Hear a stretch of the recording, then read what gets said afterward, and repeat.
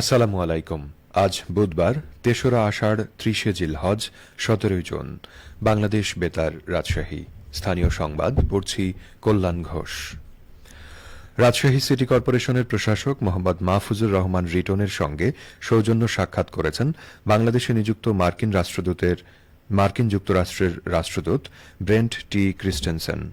গতকাল বিকেলে নগর ভবনে রাশিক প্রশাসকের দপ্তরে সৌহার্দ্যপূর্ণ পরিবেশে এক মতবিনিময় সভা অনুষ্ঠিত হয়। এ সময় উভয়ের মধ্যে রাজশাহী মহানগরীকে সবুজ, পরিবেশ বান্ধব, স্মার্ট, স্বাস্থ্যকর, নিরাপদ ও জলবায়ু সহনশীল আধুনিক নগরী বিনির্মাণে আলোচনা হয়। সাক্ষাতের শুরুতে যুক্তরাষ্ট্রের রাষ্ট্রদূতকে ফুলেল শুভেচ্ছা জানান রাশিক প্রশাসক। পরে মতবিনিময় শেষে যুক্তরাষ্ট্রের রাষ্ট্রদূতের হাতে শুভেচ্ছা স্মারক তুলে দেন তিনি। সাক্ষাৎকালে রাশিকের পরিদর্শন বইয়ে মন্তব্য লিখেন যুক্তরাষ্ট্রের রাষ্ট্রদূত।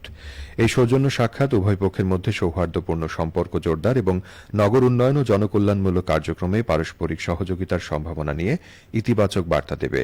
সাক্ষাৎকালে যুক্তরাষ্ট্রের রাষ্ট্রদূতের সফরসঙ্গী পলিটিক্যাল কাউন্সিলর এরিক গিলান, রাশিকের প্রধান নির্বাহী কর্মকর্তা মোহাম্মদ রেজাউল করিম সহ অনেকেই উপস্থিত ছিলেন।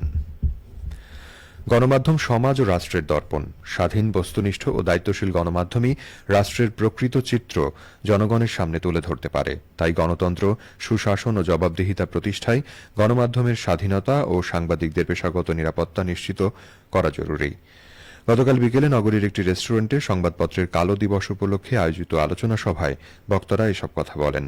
রাজশাহী সাংবাদিক ইউনিয়ন আরইউজে এ সভার আয়োজন করে। আরইউজে সভাপতি মোহাম্মদ আব্দুল আওয়ালের সভাপতিত্বে অনুষ্ঠানে প্রধান অতিথি ছিলেন রাজশাহী জেলা পরিষদের প্রশাসক অ্যাডভোকেট এরশাদ আলী ঈশা। সাধারণ সম্পাদক ডালিম হোসেন শান্তের পরিচালনায় এ সময় বিশেষ অতিথি ছিলেন গবেষক ও লেখক মাহবুব সিদ্দিকী, রাজশাহী বিশ্ববিদ্যালয়ের ভারপ্রাপ্ত রেজিস্ট্রার ড ইফতেখারুল আলম মাসুদ।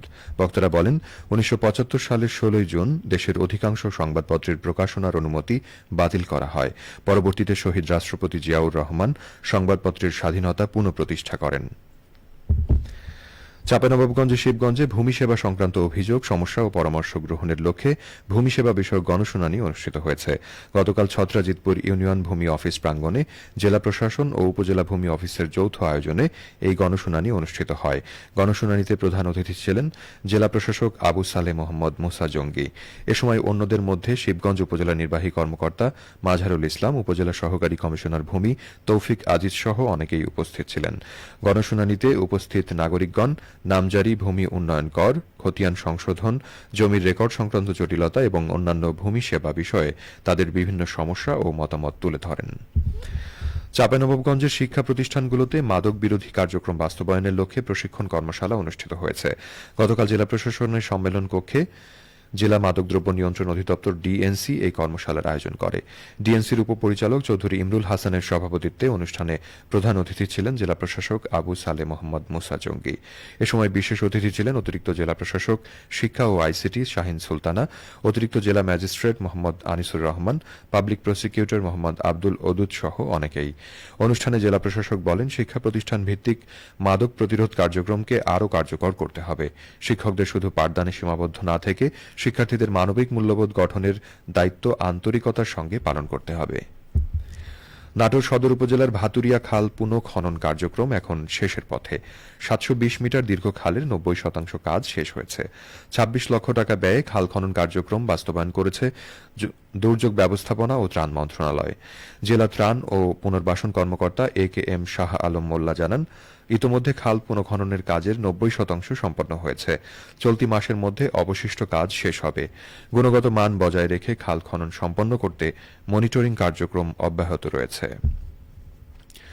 বাংলাদেশ ফুটবল ফেডারেশনের ব্যবস্থাপনায় রাজশাহী জেলা ফুটবল অ্যাসোসিয়েশনের আয়োজনে জেলা মুক্তিযুদ্ধ স্মৃতি স্টেডিয়ামে জেএফএ অনূর্ধ্ব ১৪ জাতীয় যুব নারী ফুটবল প্রতিযোগিতা শুরু হয়েছে।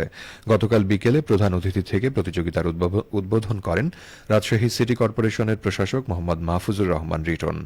রাজশাহী জেলা ফুটবল অ্যাসোসিয়েশনের কোষাধ্যক্ষ মোহাম্মদ সিরাজুর রহমান সিরাজের সভাপতিত্বে অনুষ্ঠানে বিশেষ অতিথি ছিলেন রাজশাহী জেলা ক্রীড়া সংস্থার সদস্য সচিব মোহাম্মদ মোজাম্মেল হক, সদস্য মোহাম্মদ সাইফুদ্দিন বাচ্চু। অনুষ্ঠানটি সঞ্চালনা করেন সিরাজি ফেরদৌস ইমন। উল্লেখ্য, প্রতিযোগিতায় রাজশাহী, নাটোর, সিরাজগঞ্জ, বগুড়া, চাঁপাইনবাবগঞ্জ, নওগাঁ ও জয়পুরহাট জেলা অংশগ্রহণ করছে। সবশেষে আবহাওয়া। আজ সকাল ৬টায় রাজশাহীতে তাপমাত্রা ছিল ২৭.৯ ডিগ্রি সেলসিয়াস।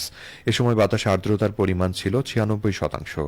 রাজশাহী ও পার্শ্ববর্তী এলাকায় আজ সূর্যোদয় হয়েছে ভোর ৫টা ১৬ মিনিটে এবং সূর্যাস্ত সন্ধে ৬টা ৫৫ মিনিটে।